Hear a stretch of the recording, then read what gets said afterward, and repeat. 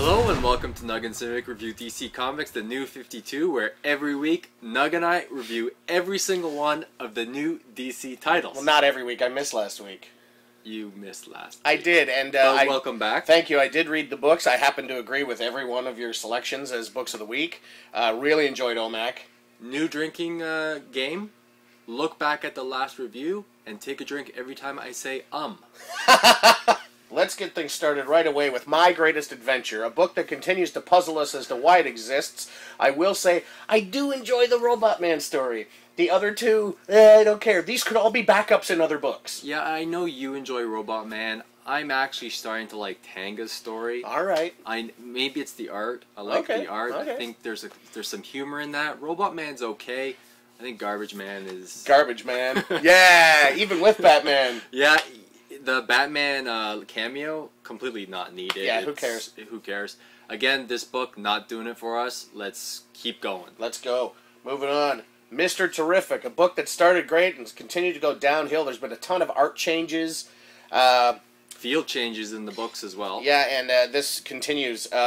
Whoever's drawing Mr. Terrific, that's a T on his face. I don't know what you're drawing. Sometimes it's a circle. Sometimes it's a weird circle with notches in it. It's a T. It's supposed to be a T. Mr. Terrific, it's not doing it for me. It's going way downhill. There is some nice stuff in this book, though. Moments, but you've got to have the whole thing be good, not just bits. Right, and I think that's the problem. Mr. Terrific has moments of greatness. I mean, greatness, right? Yeah, real good. Yeah, I mean, there's some stuff in there that is actually really, really good. But then, the overall, I think Mr. Terrific is directionless now, if that makes sense. Like, it's kind of, it doesn't know what it wants to be, and now we're in kind of space, and yeah, it's getting away from that original Mr. Terrific concept, where he might be the third smartest man in the world, but it's getting away from that man of the people, inspiration of the people. It is getting away from Earth. Yes. Right? So, I mean, Mr. Terrific is now not necessarily the third smartest man in anywhere. Now. No one knows where he is. Yeah. Up next, The Shade. A book now, granted, we've had a lot of trouble getting through The Shade. Yeah. But again, we're reading upwards of 15 comics a week. Yeah. Reading this, I did enjoy it, and I'm starting to see how it's a slowly told story, and again, we're getting like 3 of 12. The Shade is definitely an odyssey. It is definitely a... For sure it is. I want to say it's a travel book, because he does go everywhere! Yeah, I mean, and it really takes its time in getting to it, but because we read all the books, I mean... This is not a walk in the park. Not at all, and I can see myself going back and reading the other two just to get the... Because every week, The Shade is so thick. It's such a thick book. Lots of text and a lot to absorb every week, and we've got a ton to read. Maybe we haven't been giving The Shade the full benefit of the doubt. And this week we get a bit more looking into the Shade character. Which is good. Yeah. And the book is a fairly good book. So Nug and I are on board the journey. Yes. Hopefully it is a good one. Oh, I'm hoping. Up next, Frankenstein, The Age of Shade. Probably best cover of the week. I love this cover. This cover's the best. A cover like this on all the Frankenstein books. And again, this book, Jeff Lemire and Ponticelli, I love this book. I love everything about this book. It was fun. There was action. There was humor. Yeah. There was science. There was Ray Palmer. Yeah. There was all the stuff I like about it. And a nice close to the story. And a nice... tease for OMAC appearing, which happened last week as well in OMAC, that they're teasing Frankenstein. Frankenstein, Agent of Shade is one of those books that you really feel the excitement for the new relaunch. Yeah. And I really appreciate that. What's funny is I actually felt that the cleanup of this arc was a little quick. I actually wanted it to keep going. I felt like, oh, the first arc's over. Oh, but you could have made it one more. One more, I think. You know, yeah. I think one more. I'm looking forward to the crossover. Yep. With OMAC, but again, great work. The art. I'm sorry, Nug. I know. I understand that the art has a specific feel to it. Yes. I get it. It's a little messy for you. But it's still a little messy for me. I understand. But that's, again, I've said it before. Do not let my comment about the art scare you from Frankenstein. Never. Because it's an amazing read. Up next, Resurrection Man, a book that really soared last month. Yep. And continues.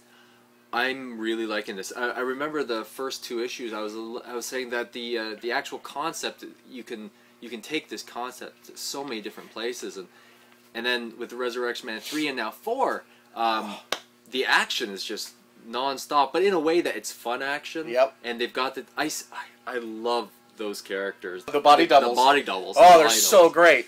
Yeah, I mean, they are so great, and yeah, I mean, Resurrection Man continues to be a strong, fun read. Was it issue 3? It seemed to take that time out where Mitch was explained. It was explained to him that there's consequences to him keep being resurrected. Yeah. And this month, while there's a lot of action, some of those consequences have come home, and boy oh boy, it's an excellent read. And I like that it's not just action. There's a nice heaven, hell. There's almost a preachery feel to it. There is. A little bit, and I really like it. I do have one comment, though. Go on. Okay, so we have been, the body doubles have been fighting our Resurrection Man. Yes. For 3 issues. Yes. And in this issue, there is a revelation of their prior relationship that I just, couldn't help but think, that would have been information helpful 3 months ago. Yeah, exactly. But I understand. But again, these are stories that are drawn out for purposes of establishment. For sure. And again, it's not to say I'm not trying to scare you off. Not at all. Resurrection Man #4 is a great fun read, and I really like the art in this. Me too. Up next, Demon Knights, a book that I continue to enjoy. This month, no exception. Just an excellent read, an excellent book, a great twist at the end, tons of action, a lot into the Shining Knight. Yeah, we really get into the Shining Knight origin. But not just the Shining Knight. Right. There's Merlin shows up in this and uses a term where he says he watches the storm. Yes. Tying into Cornell's other book, Stormwatch, pretty heavily. Merlin says a lot of stuff that Adam says in Stormwatch. There's very strong comparison between the two. Yes. So he didn't refer to himself as Adam? No, but he said some of the same things that Adam said in Stormwatch. Right, so there's a little bit of suspicion on our parts that maybe they are either the same person or know of each other, and they're similar situations. Now, here's the next thing, which will tie into the next book, which we'll try to do this into the next. It'll be a fun transition. Yeah. Merlin speaks to Shining Knight, and as Merlin's speech ends, the page turns and Shining Knight speaks. Right. Merlin says, "Watch out for," or "You will soon come to know," and then the page turns and Shining Knight wakes up and says, "The Demon Knights." Okay. Write this down. She says, "The Demon Knights." Exactly the title. Now, moving on to Grifter, a book that we hate. Can't stand this book. I want to say slowly getting better, maybe it's not. I don't Here's know. Green Arrow. Great. Bring him into this. It's a lot of, "Who are you? Stop shooting." He drove a car into a... I read this, and after the first opening pages, I said, okay, so Grifter once again proves to be the worst superhero ever by driving a car into Q-Core Industries for what amounts to absolutely no purpose? Yes, for no reason at all. Yeah.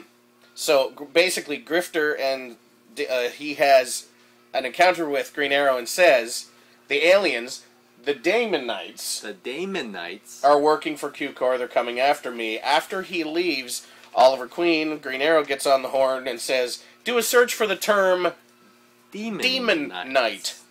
So now it looks like Grifter, Demon Knights, Stormwatch, possibly Deathstroke, possibly Voodoo, all connected. Is the theory alert? Is this the big threat? Are the Demon Knights the garbage aliens from Grifter? The thing that is the big threat? In theory? I want to say maybe. I want to say no thank you. It really looks that way to us. I mean, we could be wrong, but, they really did a concerted effort to join the entire world together. Understood. And this could be that joined world, that threat. Alright, am I going to go one step further and hope that the Demon Knights are in fact a projection of the parademons of Darkseid's world? You know what? I don't think so. Damn it, that would have made it good. Yeah, but I know not every book can be amazing. But here's the thing. Demon Knights, such a great book. Oh, so great. Stormwatch, such a great book. Voodoo, a very fun good book, great book. Yeah, and now Grifter's going to be attached with garbage. I guess every train needs its garbage car. Moving on, Suicide Squad. Next to the garbage car is Suicide Squad. Fun story with Boomerang. This whole Basilisk army reminds me of Cobra. Why not just use Cobra? I don't know. It's very Cobra-esque. It's very Cobra-esque. I continue to not like the Harley Quinn portrayal, even though she's not in it that much. No.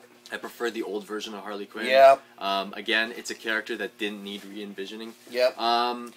But here's my problem with the Suicide Squad is you set it up from the beginning that it's all about backstabbing.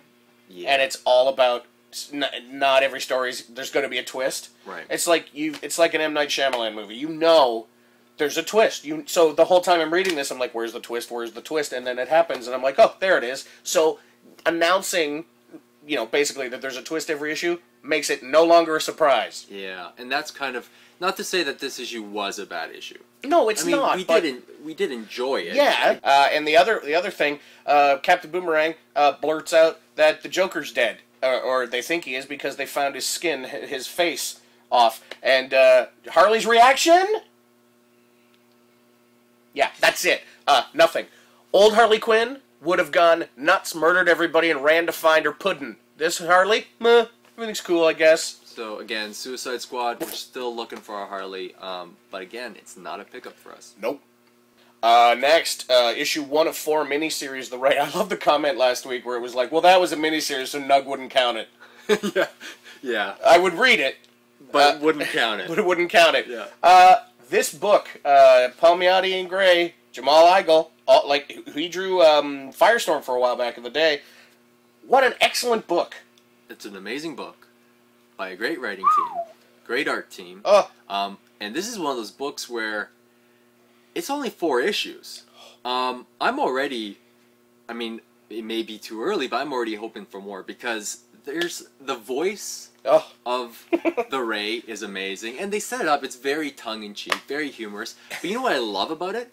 It's different than every other book out there. I said to him, it's almost like they said, okay, who's the hero? Do we have one of these? No. Can he do this? We don't have anybody like that.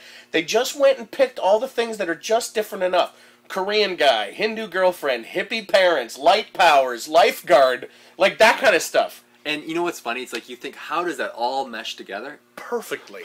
And then the ending of the book gets right into that B-movie territory that I love and you love too. Yeah, you know what? The Ray is a great book. It's not officially part of the 52, but man, it is a great start. You have to pick this up. It's only 4 issues. It's only 4 issues. They have this mandate, I guess, for like they're going to stick with these 52 titles and put out some minis for these newer characters. And I know Wolfman's Night Force is coming. Can't wait. But if this Ray is going to exist in the new 52, I'm on board. The Ray #1. So great. Pick it up. Up next, Deathstroke. Hey, we find out what's in the briefcase, and it's... It's not... Pardon me. It's not that bad. Ew, who cares? You know what? They Tarantino'd that briefcase the whole series. Nug is much harsher on this issue than I am. I'm not saying it's a great issue. No. But it is a serviceable issue. It's serviceable. It has staples and pages. Okay. It functions as a book. Yeah. Some stuff happens. The Blackhawks show up. Yeah. There's some espionage and intrigue. It looks like a villain who went away 2 issues ago is coming back. Oh, he's been away for so long.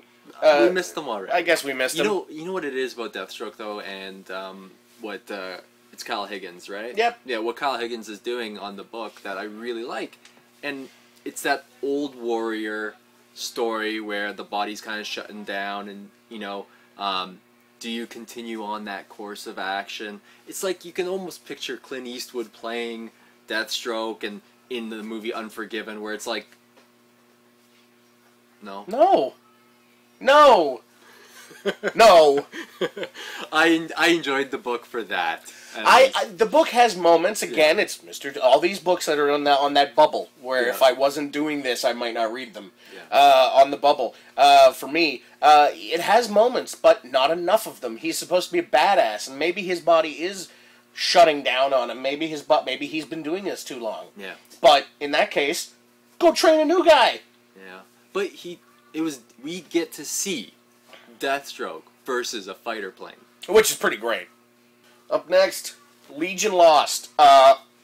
Issue 1, Issue 2, Issue 3, Issue 4. Yeah.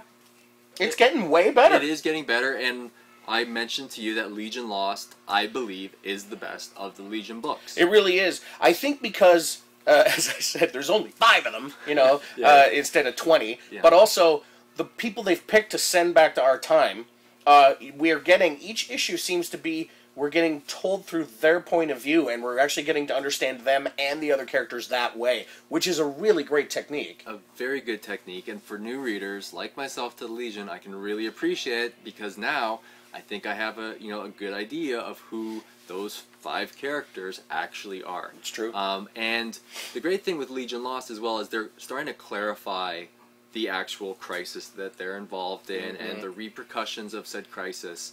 And already, like, new to the Legion, I did like the reveal at the end of the little DNA splicing that the bad guy has. Overall, Legion Lost continues to get better. Up next, Superboy.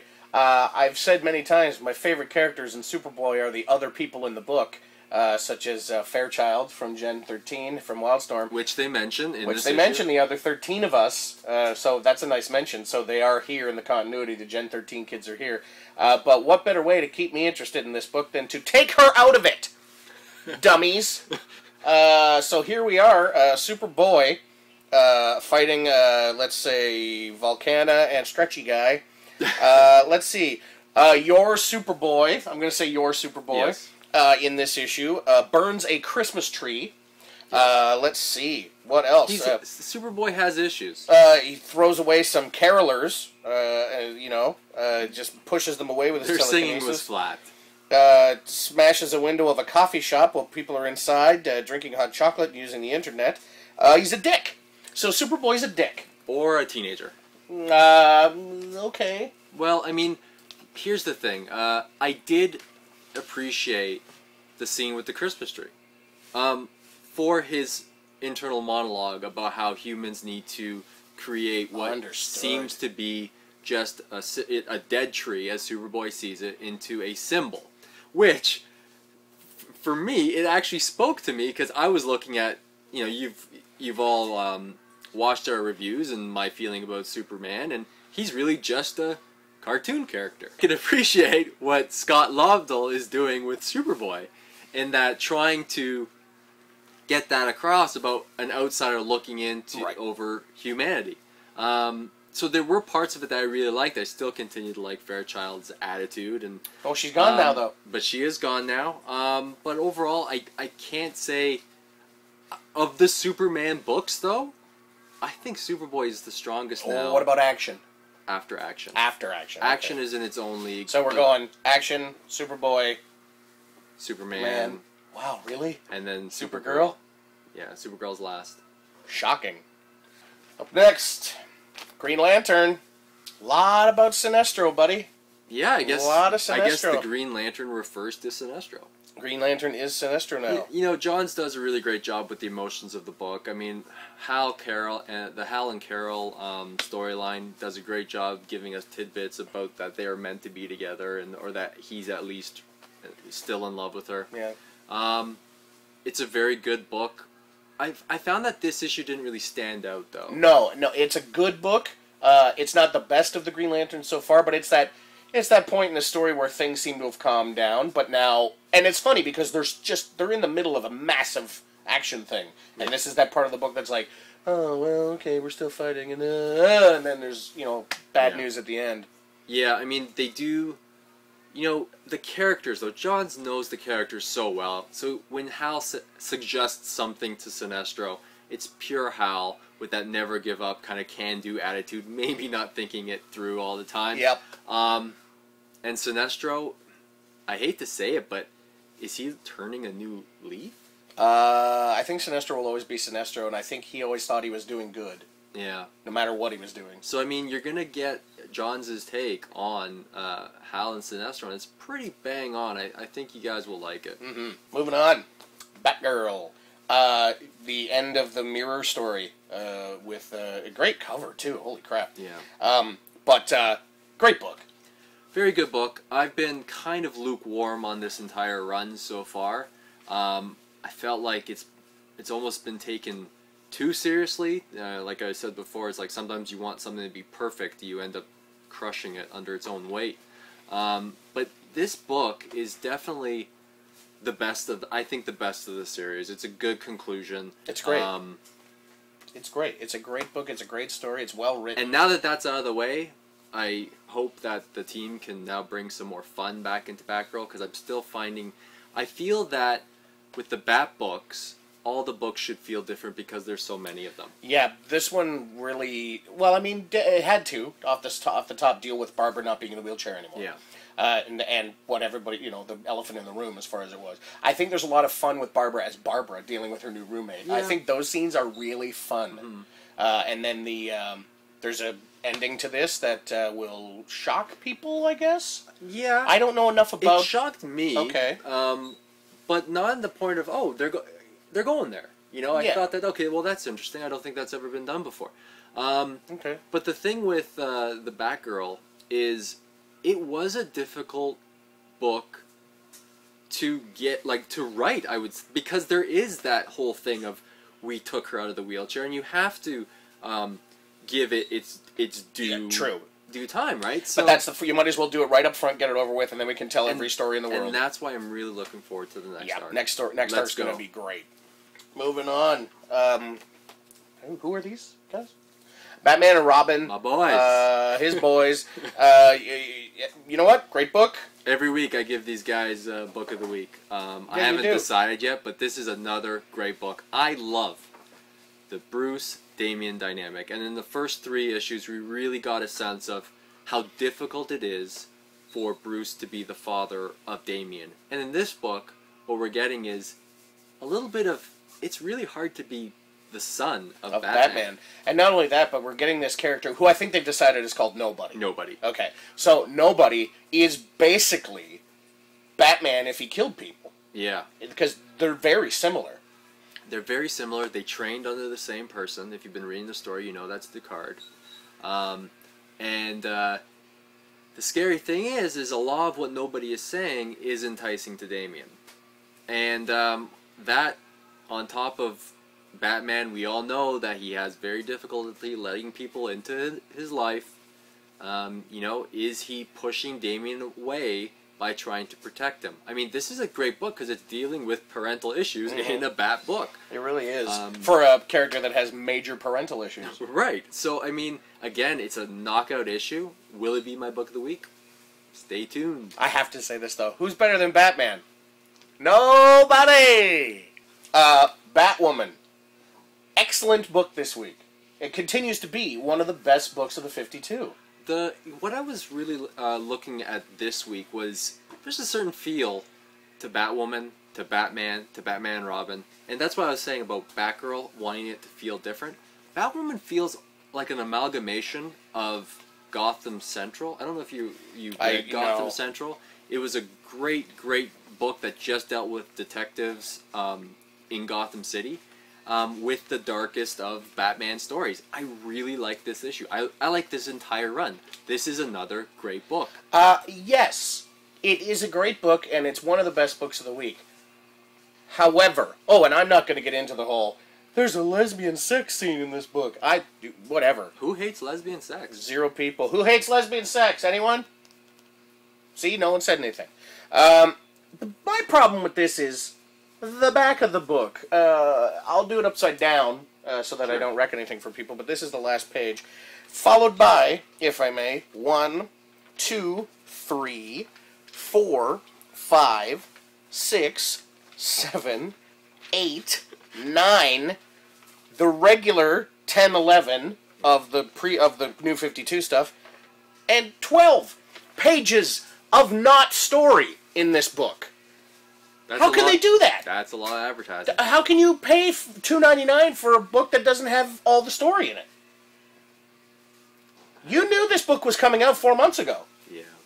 Why is there so many ad pages in this for books that we're already reading? Nug warned me ahead of time that there was 7 pages of ads, so I just stopped when it said to be continued. So that he didn't get angry. And closed the book. Also this week, before we move on, sure. Here's a little treat. For anybody who, like, oh, all those number ones came out, like, 4 months ago, and we don't know how to get them. Oh, wait. Oh, gee. Wait for this. Here it is. You can get all of them in this. The New 52. You can get all 52 number 1 comics in this book, and then kill a small animal with it. This is Perhaps crack your turtles open to make soup. This is a crazy, beautiful collection. It's everyone. Like, look at that. It's $150 US cover price, and if you're looking for something to stuff a giant stocking with this Christmas, this is it. Now it's time for Red Tornado Watch. There is no Red Tornado in this week's comics or in this thing. Damn it. That's a big book. There could have been one Red Tornado, but no. Alright, moving on. It's time for our books of the week. By the way, thanks for doing Red Tornado Watch last week without me. Of course. Well, come on. We all love Red Tornado as much as... No, you don't. But I appreciate you doing it even though I wasn't there. Well, I did miss you, and you have no idea how hard it is just to talk for half an hour. Buddy, the show I did, I talked for an hour and a half. Nice. So, every week we pick 6 for our pull list. So what's in our pull list this week? Unless you disagree, unless there's something in there that you would have put in here. Okay. My 6 this week are Batwoman. Yep. Batman and Robin. Yep. I'm going to go The Ray, probably as my book of the week. Oh, but I got told that I don't count this because it's a miniseries. Right. So, but I'm going to put The Ray up there. Demon Knights, Resurrection Man, and Frankenstein and the Agents of Shade. So that's 6. That's 6. But hey, if we're not counting The Ray, because it's a mini, I might put Green Lantern up there, and I might put Batgirl up there. I think that you're bang on with your picks. Yeah. And as honorable mentions. And this as well as honorable mentions. I know you're not going to agree with me, but this issue of Superboy, I kind of liked it. Yep. Having said that, The Ray, number 1, great book. So good. Is that your book of the week? Well, if I were allowed to pick it, I would say yes, but it's a miniseries, so I think instead I might go Frankenstein. Frankenstein. I might go Frankenstein for book of the week with my .5 book of the week being The Ray, since it's a miniseries. Yeah, and again, I would also give The Ray the .5. Very, very high marks. It's so good. But again, I'm going with Batman and Robin. He's got it. Number 4. Because this arc, I'm really feeling it. It's a great arc. It's a great story. I love it. It's tons of fun. Yeah. So, again, thank you so much. Thanks for watching the reviews last week when it was just him. My show's done, so I'm back at it here. Back and better than ever. Yeah. Oh, really? Thanks. That's really nice of you to say that. And again, comment on the videos, share them with your friends, let everybody know that we yap every week about this stuff. And what else do you want to say? Drink!